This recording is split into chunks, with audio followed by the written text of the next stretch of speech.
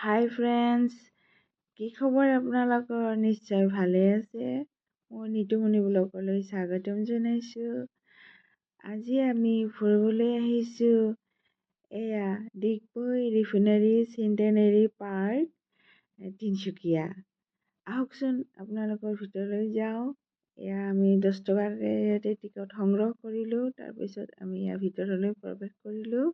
চাওকচোন ইয়াৰ লোকেশ্যন কি ধুনীয়া।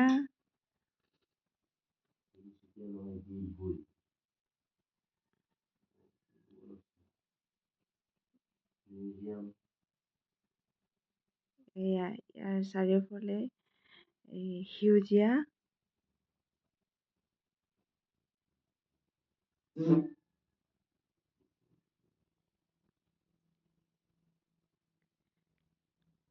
খুব এটি শান্ত পৰিৱেশ।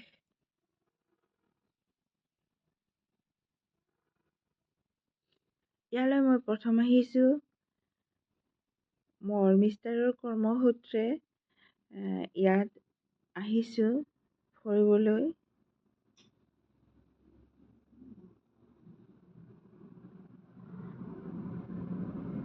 ইয়ালৈ আহিলে আপোনালোকে ব'টিং কৰিব পাৰিব।